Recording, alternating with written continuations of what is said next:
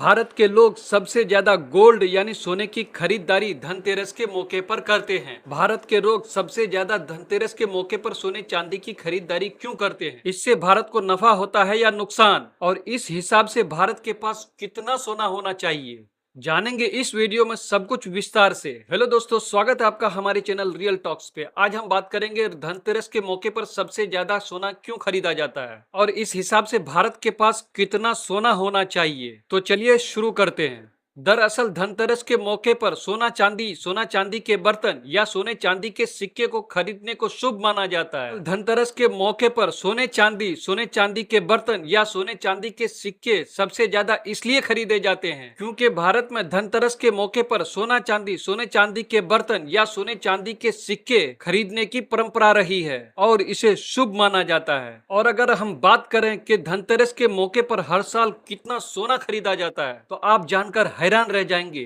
साल 2021 में धनतेरस के मौके पर भारत में सोने की बिक्री 50 टन हुई थी। इसकी कीमत उस वक्त 47,650 रुपए प्रति 10 ग्राम रही थी।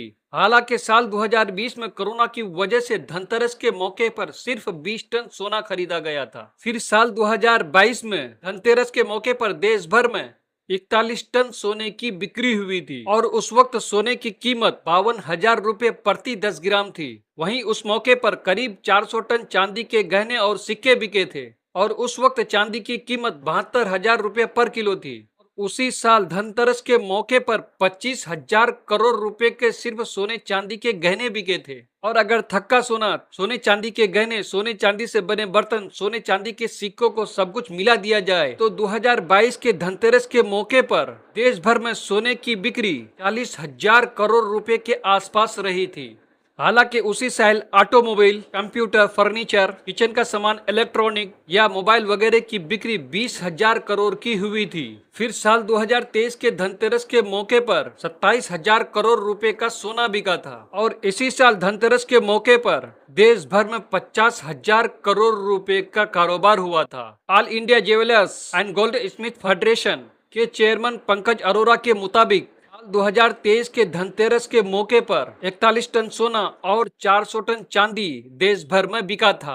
अब देखना दिलचस्प ये होगा कि इस साल धनतेरस के मौके पर सोने चांदी की खरीदो फरोख्त कितनी होती है। हालांकि इस साल सोने चांदी की कीमतों में बढ़ोतरी हुई है। पिछले साल धनतेरस के मौके पर सोने की कीमत 61,690 रुपये प्रति 10 ग्राम थी और इस साल अब तक यानी जब तक मैं ये वीडियो बना रहा हूँ 80,420 रुपये प्रति 10 ग्राम है।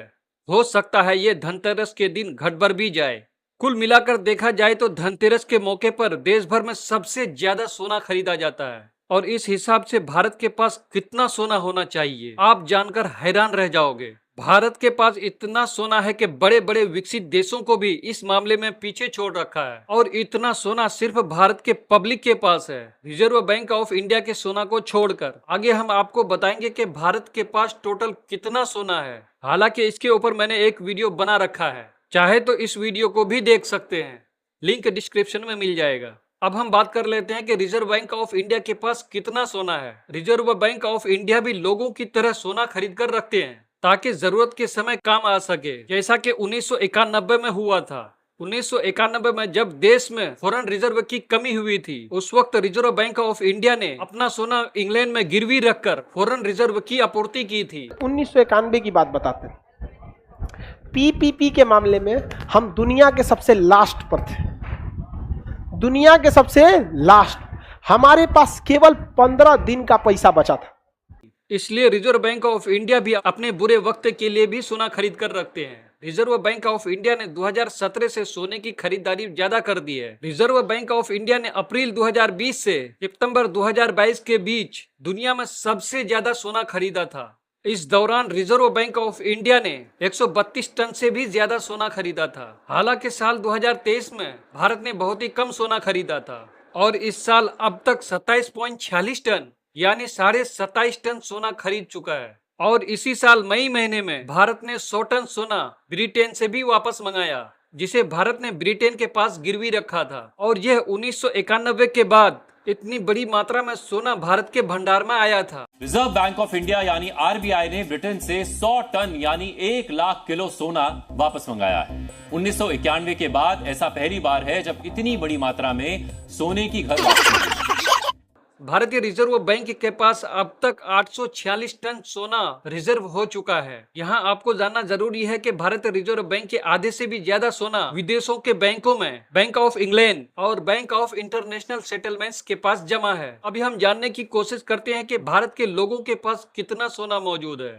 वर्ल्ड गोल्ड काउंसिल के मुताबिक भारत के आम लोगों के पास 25,000 टन से भी ज्यादा सोना मौजूद है, जो दुनिया में सबसे अधिक है। हालांकि हमारे सरकारी खजाने में सिर्फ 846 टन सोना ही मौजूद है और वहीं भारत के मंदिरों में 3,000 से 4,000 टन सोना मौजूद है। और अगर सबको इकट्ठा किया जाए तो भारत के पास लगभग 30,000 टन सोना मौजूद है। हालांकि अमेरिकी सरकार के पास दुनिया का सबसे ज्यादा सोना है, यानी अमेरिका के पास 8,133 टन सोना है, यानी भारत सरकार के सोने से 10 गुना ज्यादा।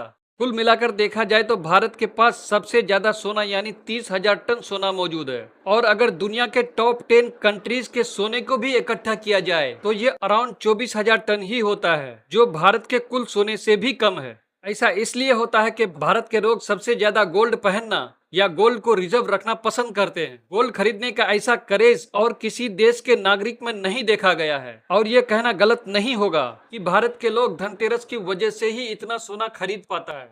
हालांकि शादी, विवाह, पार्टी या फंक्शन में भी सोना खरीदा जाता है, लेकिन धनतेरस के मौके पर देश भर में सबसे ज्यादा सोना खरीदा जाता है, क्योंकि इस दिन सोने या चांदी के चीजों को खरीदने को शुभ माना जाता है। और देखना दिलचस्प यह होगा कि इस साल धनतेरस के मौके पर कितना सोना खरीदा जाता है। और आप लोग भी कमेंट करके बताएंगे कि धनतेरस के मौके पर इस साल आपने क्या खरीदा।